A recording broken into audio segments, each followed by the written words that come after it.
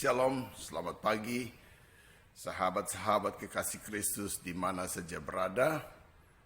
Pagi hari ini saya akan membagi tips firman Tuhan untuk kita dengan judul atau tema membuka rahasia pintu gerbang timur.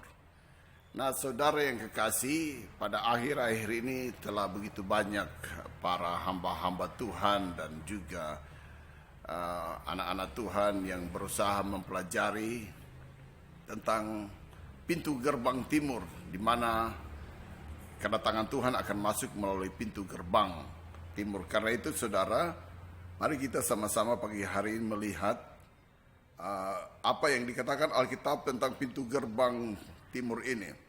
Saudara yang kekasih, jika kita berbicara tentang pintu gerbang timur, ini akan berkaitan dengan kedatangan Tuhan atau akhir zaman, kedatangan Tuhan yang kedua kali. Nah, di dalam kitab Yehezkel pasal 46 ayat 1 sampai dengan 3, di situ berbicara tentang pintu gerbang timur. Nah, pintu gerbang timur itu dikatakan di situ harus tertutup selama 6 hari. Harus tetap tertutup selama 6 hari dan akan dibukakan hanya pada hari ketujuh, yaitu hari Sabat. Sebab raja itu akan masuk melalui pintu itu untuk sujud, menyembah. Nah, juga dikatakan bahwa penduduk yang ada di negeri itu harus sujud menyembah raja itu. Nah, saudara yang dikasihi Tuhan, dalam pandangan Israel, mereka mempersiapkan pintu gerbang yang ada di Yerusalem yang mereka buat dari emas. Dikatakan itu sebagai golden gate atau pintu gerbang yang nanti raja itu akan masuk. Tetapi mari kita lihat ayat-ayat yang menunjukkan bahwa kedatangan Tuhan atau raja itu tidak akan masuk melalui pintu gerbang itu. Karena itu bertentangan dengan Sakaria pasal 14 ayat 4 dikatakan raja itu akan datang dan menginjakan kaki di Bukit Zaitun dan Bukit Zaitun akan terbelah menjadi dua. Nah, lalu ayat pendukung yang kedua adalah di perjanjian baru ketika peristiwa Tuhan Yesus sendiri terangkat ke surga di Bukit Zaitun itu. Waktu ia terangkat ke surga dan murid-muridnya sedang menatap ke langit, maka tiba-tiba ada 2 orang berpakaian putih yang berdiri di situ dan berkata, "Hai orang-orang Galilea, Yesus yang kamu lihat terangkat ke surga ini, dia akan datang kembali sama seperti ia terangkat di tempat itu juga." Nah, saudara yang kekasih, kedua ayat ini menunjukkan bahwa kedatangan dia akan datang dari atas, dari awan-awan, dari langit, bukan dari bawah. Nah, sementara pintu gerbang yang ada di Israel yang dikatakan di Yehezkel itu ada di bawah. Karena itu ayat ini tidak sama sekali mendukung untuk Tuhan datang masuk melalui pintu itu. Nah, saudara yang kekasih, kemudian pada khotbah Tuhan Yesus sendiri di dalam Matius pasal 24 ayat 27, ketika itu Tuhan menjelaskan tentang kedatangan dia katakan bahwa kalau ada orang bilang Mesias ada di bilik ini atau di rumah ini, di tempat ini atau di lapangan ini atau di daerah mana, dikatakan jangan kamu percaya. Sebab kedatangan itu bukan seperti itu. Kedatanganku itu seperti kilat memancar dari sebelah timur dan melontarkan cahayanya ke barat. Nah, ayat ini mendukung bahwa kedatangan dia itu bukan jalan kaki, pakai mobil, pakai kendaraan apapun di bawah langit atau pesawat, tidak. Dia akan datang seperti kilat dari awan-awan di atas dan cahayanya akan memancar sampai ke sebelah barat. Nah, saudara yang kekasih, di ayat yang ke-31 dan ke-32 Tuhan Yesus menjelaskan lebih detail lagi. Dia bilang setelah masa kesesakan besar itu, ya, masa antikris, masa penganiayaan besar hebat, setelah itu terjadi barulah dikatakan kedatangan dia seperti ini. Setelah masa kesesakan besar, maka dikatakan matahari menjadi gelap, bulan tidak bercahaya, berarti kondisi dalam keadaan gelap gulita. Lalu bintang-bintang juga pun berguguran, kuasa langit goncang. Berarti ini memberikan petunjuk bahwa kedatangan Tuhan itu satu setelah masa antikris. Lalu keadaannya adalah dalam keadaan kegelapan, di mana dikatakan baru Tuhan datang di atas awan dan semua mata akan melihat dia dan meratap. Nah, dia datang tidak jalan kaki tapi berkendaraan awan dan semua mata meratap. Meratap ini ada dua jenis. Ratapan karena sukacita bagi orang-orang percaya, sementara ratapan penyesalan bagi orang-orang yang selama ini tidak percaya akan janji Tuhan untuk kedatangannya dia yang kedua kali ini.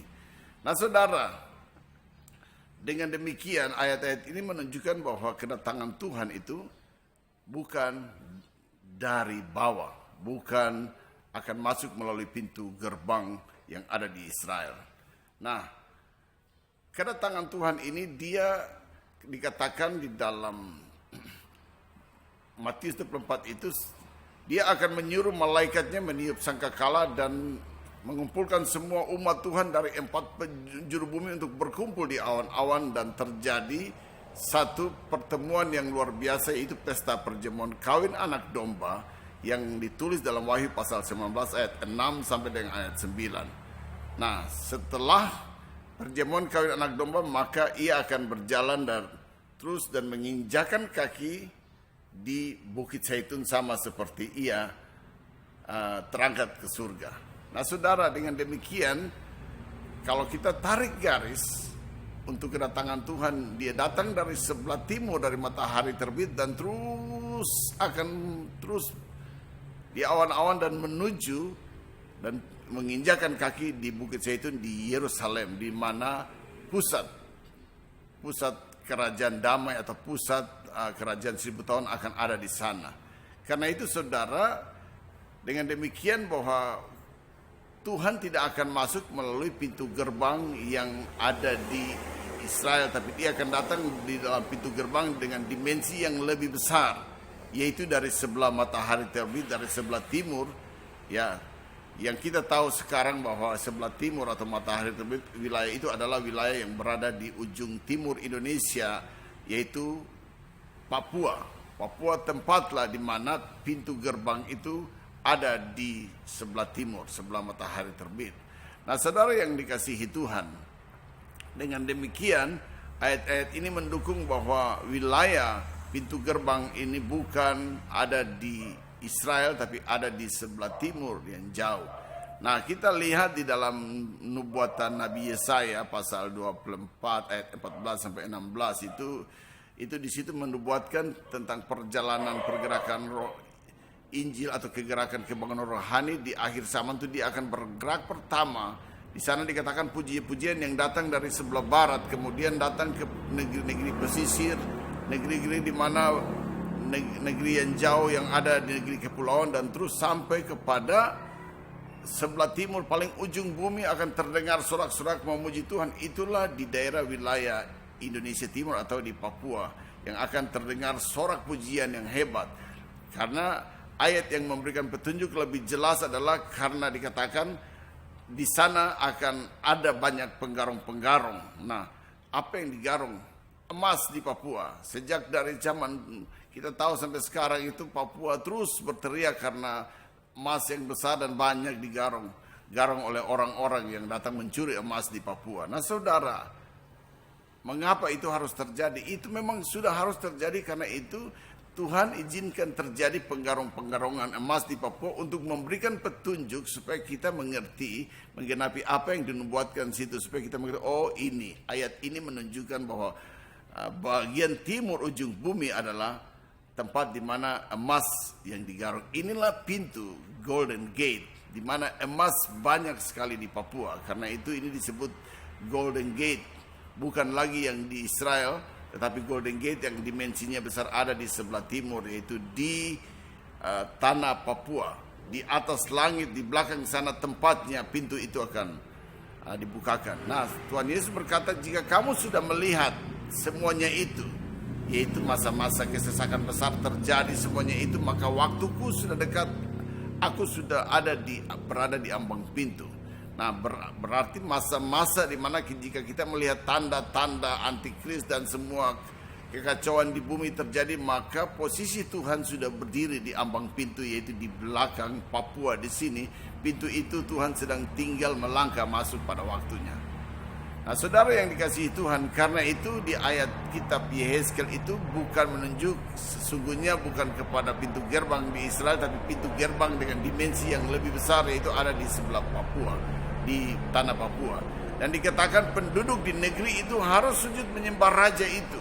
Oleh sebab itu, maka dengan sendirinya mari kita lihat, saya mengajak semua teman-teman hamba Tuhan, mata kita tertuju ke pintu gerbang, di mana raja itu akan masuk. Maka pintu ini harus dibersihkan, harus ditata dengan baik, karena raja itu masuk melalui pintu ini. Tanah Papua, penduduk di Papua lah yang pertama kali akan menyambut kedatangan Tuhan, yang akan terus menyongsongnya dan menuju ke pusat kerajaan damai, yaitu menginjakan kaki di Bukit Zaitun di Sion. Nah, saudara yang dikasihi Tuhan, karena itu mari di Papua kita harus bangun, harus pulihkan kerohanian kita. Semua gereja harus memulihkan, harus bertobat. Tidak pandang semua penduduk di sana maupun penduduk asli atau pendatang, semua yang tinggal di Papua harus mengalami pembaharuan rohani, harus dibersihkan, karena raja itu akan datang melalui pintu gerbang di sebelah timur. Kita perhatikan, Israel tidak dapat memahami ini karena Israel itu sengaja dibuat untuk tidak bisa mengerti, yaitu dibutakan. Sejak 2700 tahun yang lalu, di zaman Nabi Yesaya telah menulis di Yesaya pasal 29 ayat 9 sampai dengan ayat 11 bahwa bangsa ini telah menjadi buta, ya, dan nabi-nabinya telah ditudungi mereka mempunyai telinga tapi tidak bisa dengar, mata tapi tidak bisa melihat, dan kalau dibaca mereka ini seperti sebuah gulungan kitab meterai.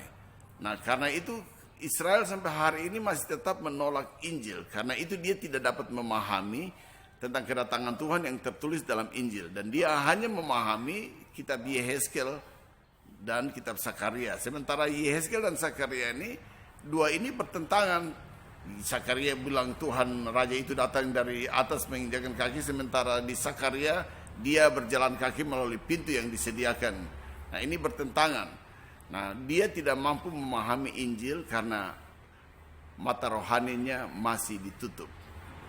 Dikatakan oleh Paulus di dalam kitab Roma pasal 11 ayat 25, ini sebuah rahasia bahwa Israel harus tetap dalam keadaan tegar, buta, menolak Yesus, menunggu sampai jumlah dari bangsa-bangsa telah genap masuk dalam keselamatan ini, baru matanya dibukakan supaya dia bisa percaya dan menerima Yesus sebagai Tuhan.